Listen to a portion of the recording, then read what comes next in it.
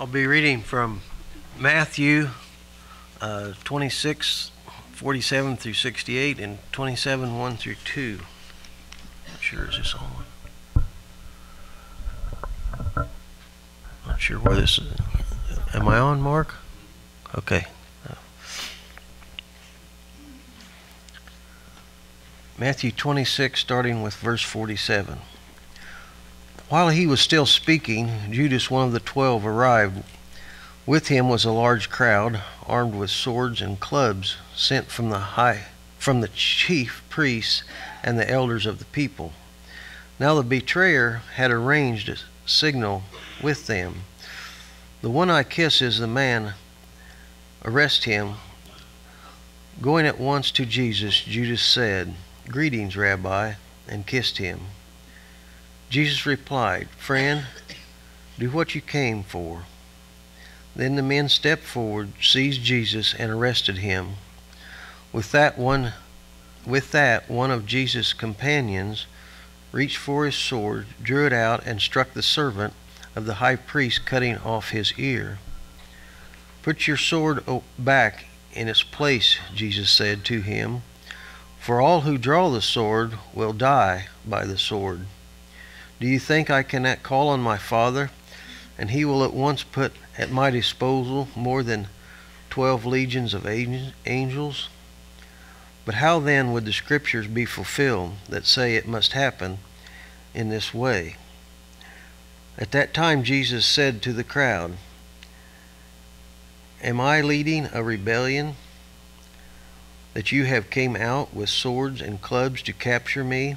Every day I sat in the temple courts teaching, and you did not arrest me. But this has all taken place that the writings of the prophets might be fulfilled." Then all the disciples deserted him and fled. Those who had arrested Jesus took him to Caiaphas, the high priest, where the teachers of the law and the elders had assembled. But Peter followed him at a distance, right up to the courtyard of the high priest. He entered and sat down with the guards to see the outcome. The chief priest and the whole Sanhedrin were looking for false evidence against Jesus so that they could put him to death. But they did not find any, though many false witnesses came forward. Finally, 2 came forward and declared, "This fellow said, 'I am able to destroy the temple of the God and rebuild it in 3 days.'" Then the high priest stood up and said to Jesus, "Are you not going to answer? What is this testimony that these men are bringing against you?" But Jesus remained silent. The high priest said to him, "I charge you under oath by the living God, tell us if you are the Christ of the Son of God." "Yes, it is as you say," Jesus replied. "But I say to all of you, in the future you will see the Son of Man sitting on the right hand of the Mighty One and coming on the clouds of heaven." Then the high priest tore his clothes and said, "He has spoken blasphemy. Why do you need any more witnesses? Look, now you have heard the blasphemy. What do you think?" "He is worthy of death," they answered. Then they spit on his face and struck him with their fists. Others slapped him and said, Prophesy to us, Christ, who hit you." And then chapter 27, verses 1 and 2. Early in the morning, all the chief priests and the elders of the people came to the decision to put Jesus to death. They bound him, led him away, and handed him over to Pilate, the governor. Thank you, Mike, for that reading. Thank you for Jeff for leading our singing, and Bill for leading us in prayer, and for Steve, thanks for the communion message today. The whole focus of this service has been about God. That's why we're here. And the central thing about God that we want to remember on the first day of the week, the Lord's Day, is that Jesus died for our sins and he rose again. And we have focused our service today on those thoughts. Well, on Thursday I had planned to study my sermon, but it was a big day in our country because on national television with millions watching, there was almost to be the drama of a court trial, although it was not officially such, when Christine Blasey Ford made her charges against the Supreme Court nominee, Brett Kavanaugh. I'm sure we all watched that or heard about it, and it continued even until the next day. It was a trial of sorts. It was a matter of whom do you believe? And that is an important question. I remember when I was called for jury duty in Jacksonville, Florida, the only time I've ever really been called for jury duty and selected. I was selected out of 250 people, prospective jurors. I was the top 16. And when they took us to a little room, they interviewed the 16. They had some questions. The attorneys were there. They asked questions like this.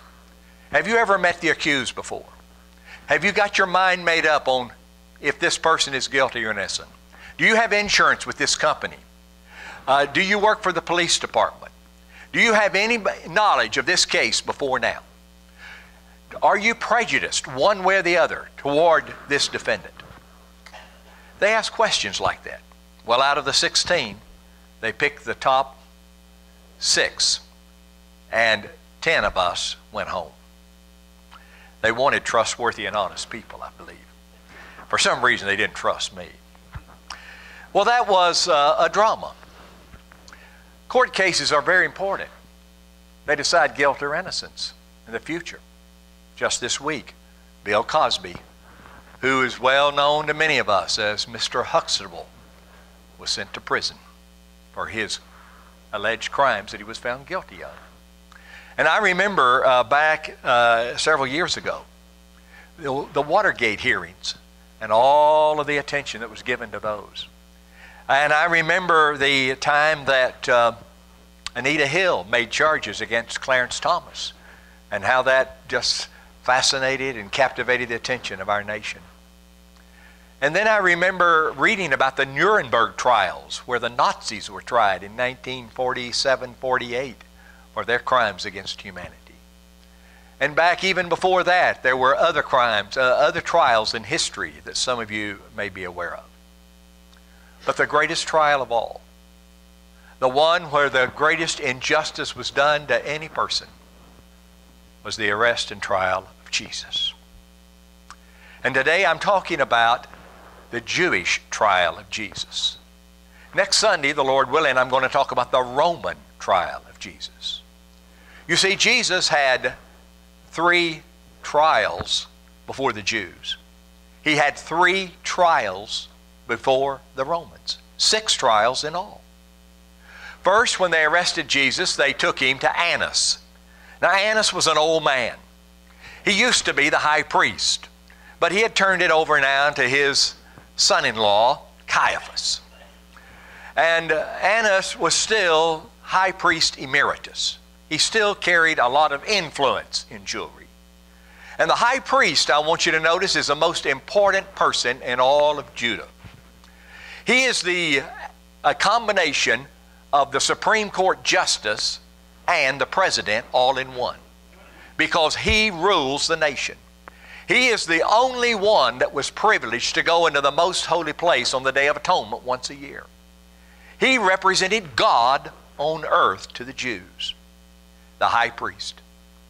And so they take Jesus before Annas. And when he goes before Annas, Annas begins to ask him, "What have you done? Confess up right now." And then they took him before Caiaphas that same night. Must have been in the middle of the night. They arrested him about midnight. Caiaphas was the ruling high priest. These men are up at midnight, late into the wee hours of the morning, because they're after Jesus. And so Jesus is interviewed by Caiaphas, and the false witnesses come. And the false witnesses don't even agree among themselves. And they can't get anybody to make a substantial case. And finally, 2 men speak up and say, "Well, I heard him say he's going to destroy the temple and in 3 days raise it back up." And another one says, "Yeah, I heard that too." So at the mouth of 2 or 3 witnesses, every word shall be established. We got the witnesses now. Of course, they misinterpreted what Jesus meant. Jesus wasn't talking about their temple Set out there on Mount Moriah, he was talking about the temple of his body that would be killed and put in a tomb and then be resurrected on the third day. Destroy this temple and in 3 days I'll raise it up. But it was a false charge, of course. And Caiaphas said, we've got enough. And then he looked at Jesus and he said, tell me, are you the Christ, the Messiah? Now, you know, in every democratic country in the world, a person does not have to testify against himself. That's called self-incrimination. And that's why Jesus remained silent sometimes. But Jesus was put under oath by the high priest. And by law, he had to answer. And he said, I am. And from now on you shall see the Son of Man coming on the clouds of heaven, ruling in his kingdom. And they said, blasphemy. You claim to be equal with God. And so they accused Jesus. We got you now. But you know, the Jews also had a court called the Sanhedrin. And so the Sanhedrin had to meet during the daytime, and it composed of 71 or 72 members. There were 23 priests representing religion, there were 23 scribes representing the legal system, and there were 23 elders representing the old wisdom of Judaism. And there was the high priest and another person there. So about 71 or 72 would meet. So they called for the Sanhedrin, the Jewish Supreme Court, to meet. And when they met, they listened to the charges. They'd already decided his guilt. In fact, when Jesus appeared before Caiaphas, Caiaphas had already said in John chapter 11, well, it's fitting that one man die for the whole nation and not the whole nation be destroyed. He had already determined his guilt, and he's the judge. Caiaphas is the prosecuting attorney, the jury, and the judge. And so they rubber stamped the decision made in the wee hours of the morning. But you know, they didn't have the right to put Jesus to death because the Jews were under Roman government.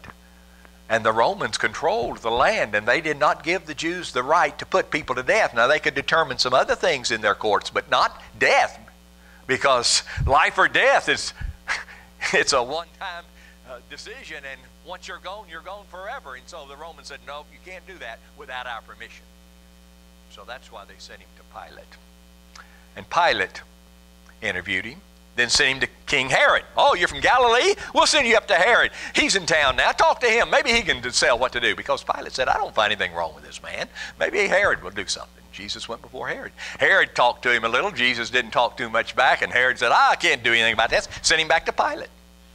So he's before Pilate the second time. So there's 3 times. Pilate the first time, Herod, Pilate the second time. 3 Roman trials. And 3 Jewish trials before Annas, before Caiaphas, and then before the Sanhedrin. 6 trials. And as you know, when Pilate interviewed him, as we'll study next week, 3 times Pilate said, this man's innocent. I don't find anything wrong with him. I need to let him go.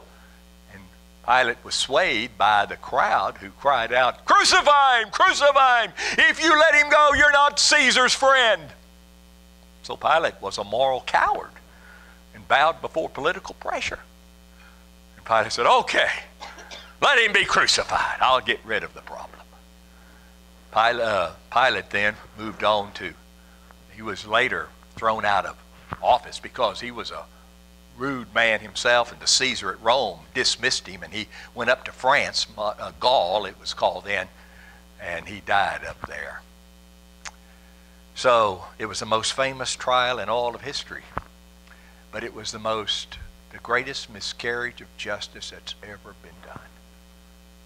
When the judge says 3 times you're innocent, and yet they kill him. And when Jesus is self-incriminated before them.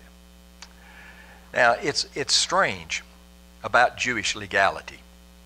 There's a lot of rules that the Jews had about trials, just like we have trials.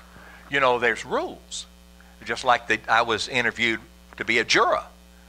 Do you know the person? Do you have any prejudice in the case? Are you related to them? Are you with the same insurance company? They ask you all this because why? We want a fair trial. Everybody has a right to a fair trial. And if you've already made up your mind that somebody's guilty, you're not going to be fair. So you're dismissed. We need honest people deciding credibility or guilt. And so that's the way our laws are set up, and we're a nation of law and order. Thank God. The Jews were too. One of the rules, as you know, that Jesus quoted was at the mouth of 2 or 3 witnesses. Every word shall be established. At the mouth of 2 or 3 witnesses. I said that to myself several times on Thursday as I watched what was taking place. At the mouth of 2 or 3 witnesses, every word shall be established. And you could not put a person to death unless you had the witnesses. And there were some strange things about those witnesses. The witnesses in a Jewish trial both had to see the act of criminal act being committed at the same time, and both witnesses had to look at each other. So that was one of the rules. Another rule of Jewish law was that you could not try a capital case at night. And yet it was in the middle of the night, before Annas, before Caiaphas. They broke all their laws. Another rule was that if you pronounced a person guilty of death, you could not, if he was found guilty one day, you couldn't pronounce sentence that day. You had to wait till the next day so you could sleep on it. Because perhaps you might change your mind in the middle of the night. And even while the person was being led away the next day to be killed, the Sanhedrin was still meeting. Perhaps some of them would change their mind and they could run over and stop the execution. They had rules. And it was very rare for the Jews to get permission to put anyone to death. In fact, one person said that if the Jews decided a death once in every 7 years, it would still be a slaughterhouse. In other words, it would be so rare. And they had to agree on every detail. In fact, there's a case in Jewish history of a woman named Susanna who was accused of adultery. And when she came before the trial, the witnesses said, yes, she was guilty of adultery. Yes, we saw her. Yes, we are witnesses. Yes. But one witness said it was adultery under a certain kind of tree. Another witness said it was adultery under another variety of a tree. And because they had the differences, the case was thrown out. There had to be unanimity. And so Jesus was brought before them, false witnesses. False witnesses. The case, if there was a false witness any time during a trial, the trial was dismissed. The accused is let go. That was one of the legalities of the Jews. And the legalities of the Jews, you could not beat the prisoner. But you notice in the text, the Bible says they spit on Jesus and they began to hit him with their hands. Prisoner abuse. You know, today when somebody is abused by the police, why, it's national news and people are fired and sent to prison for police brutality. And we appreciate those rules. Those are good rules because we don't want to be abused. And it's happening. You know all the cases about Ferguson and all those others that happen in our country because we want legality. Well, here's legality here, illegality. Beating Jesus in front of the judge. And the judge approves of it. So another illegality. Another illegality in the trial of Jesus is the Jews said that if all the judges agree and there's a unanimous decision, then the decision's thrown out. Because surely somebody would have some doubt and not all 72 vote the same way on the same question. That he didn't get a fair trial if everybody unanimously agrees guilty. So that means all the evidence didn't come out, surely. So throw the case out of court. And yet, they didn't do that with Jesus. So these are some of the illegalities that were present in the trial of Jesus. And there are others.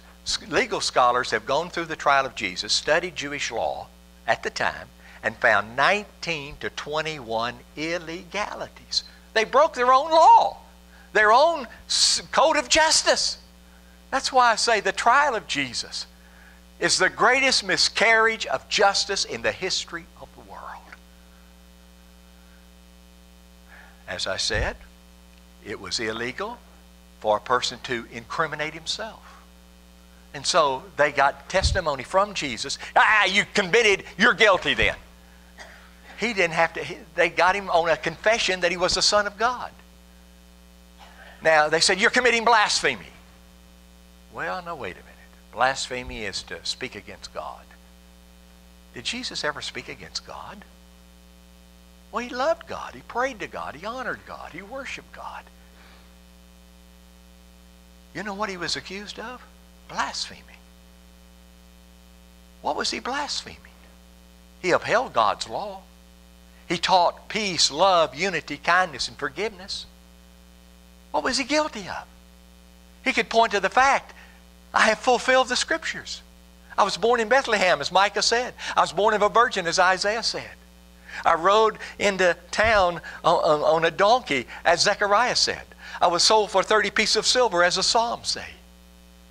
What am I guilty of? I fulfilled the Scriptures. You know what he was guilty of? Exposing the sins of the Jewish leaders. Guilt. Because of their greed, their hypocrisy, their worship of human tradition. That's what he's guilty of.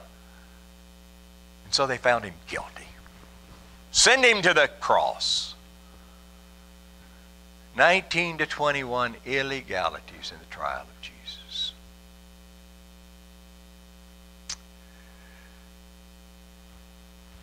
The question today for you and me is the question that Pilate asked when they brought him before him. When they cried out and he said, I'm guilty. When the people said he's guilty and Pilate said, no, he's innocent. And Pilate said, well, what am I going to do with Jesus? When they asked for Barabbas to be free, going to let a criminal, a murderer, a known murderer, a self-confessed known murderer, no problem about it. He's guilty. They had the evidence. He was an insurrectionist trying to overthrow the government and trying to overthrow their system. And they let Barabbas go free and killed the wisest, purest, holiest man that ever walked on the earth. Why? There's an answer. Jeremiah 17, verse 9. The heart of man is exceedingly deceptive and full of evil. That's it. Their hearts were evil. They had their mind made up. They were sent to arrest Jesus, brought him in there, ran him through a kangaroo court, found him guilty, and put him on the cross. Another illegality I just thought of. According to Jewish law, you could not sentence a person to death on the day before the Sabbath or during a Jewish feast. And it was the day before the Sabbath, and it was the beginning of the Feast of Unleavened Bread that would last for 7 days. They broke all kinds of their own laws. That's why I say Jesus, in his arrest and his trial, was the greatest miscarriage of justice in the history of the world. You know, there is no doubt about Jesus and what happened to him. Even in Jewish writings, later on, Jewish writings, they talk about this magic worker from Galilee, because they didn't believe in him. That's what they called him, a magic worker. And they called him demon-possessed, as they charged him, you know, in his ministry. They said that he was crucified. And Jewish writings say that his disciples say that they saw him after 3 days. So Jewish writings of 100 years later and 150 years later admit the historicity of the event. And even the writings in Islam talk about the events of Jesus of Nazareth. So maybe you're wondering, well, how do I know this is historically accurate? Well, we have the 4 Gospels. We have the eyewitnesses who were there. And there's a little book been written called The Case for Christ. It's got 14 chapters and a conclusion of another chapter. And this is by a journalist from the Chicago Tribune, Lee Strobel. And he has got 14 chapters where he interviewed experts in law and religion, culture and history, and points to all of the overwhelming evidence about the existence of Jesus, the life of Jesus, the credibility of the New Testament, the accuracy of the documents of the New Testament, the changes that were brought in the disciples through the resurrection, and why it's very credible to believe in Jesus. And if you would like a book like this, I can get you one. Just let me know if you want one. We'll order some, $5 each. An astounding historical report proving the details of the Gospels to be accurate and to be true. But the question that Pilate was asked when he said, release to us Barabbas, Pilate was astounded. He thought they'd asked for Jesus to go free instead of the murderer. But then Pilate turned to the crowd and said, what shall I do with Jesus? They cried out, crucify him, crucify him. That's a good question. What shall I do with Jesus? And that's the question you face today. That's the question that every human being faces. What shall I do with Jesus? What are you going to do with Jesus? You going to deny him? You're going to live your own life in pleasure and fun, do what you want to do, enjoy all the blessings of life and not even think about Jesus? Are you going to listen to him? Are you going to listen to his claims? Are you going to investigate these claims? Are you going to believe these claims? Are you going to obey him? Are you going to follow him? Every human being has to do something with the question, what shall I do with Jesus? Thumbs up, thumbs down. You cannot be neutral, because if you're neutral, says, I don't think I'll make a decision, you made a decision, and it was against Jesus. So it's either I'm for him or I'm against him. Because Jesus said, he that is not with me is against me. So the question is, what shall I do with Jesus? Now you've got to answer that question. Are you going to believe him, love him, worship him, serve him, follow him? Are you going to ignore him? Are you just going to let time go by and say, I'll think about it later. I don't want to think about things like that. Or I don't believe in him. What shall I do with Jesus? Now, whatever answer you give to that question, the question's going to be reversed someday. At the day of judgment, the question Jesus is going to say, what shall I do with you? And what you do with Jesus will determine what he does with you. That's what the book says. If you deny him, he will deny you. If you believe and obey him, he will accept you into the heavenly world to be with him and all the saints forever and ever. 100 years from now, it's going to make a difference what you do with Jesus. 1,000 years from now, it's going to make a difference what you do with Jesus. 100,000 years from now, it's going to make a difference what you do with Jesus. So this is a perfect opportunity today. You're alive, you're here, you know the gospel, you've heard about Jesus, you've thought about Jesus. Will you believe him? Now, to remain as you are is a sign that at this point, you're not convinced. Or you're not courageous enough to act. Or you're going to go with the crowd, with the culture, with the popularity. Crucify him, crucify him. It's either crucify him or crown him. It's either reject him or accept him. What will your answer be? What will you do with Jesus? What will Jesus do with you? Let's stand and sing the song. If we can help you to respond, come forward now. Jesus.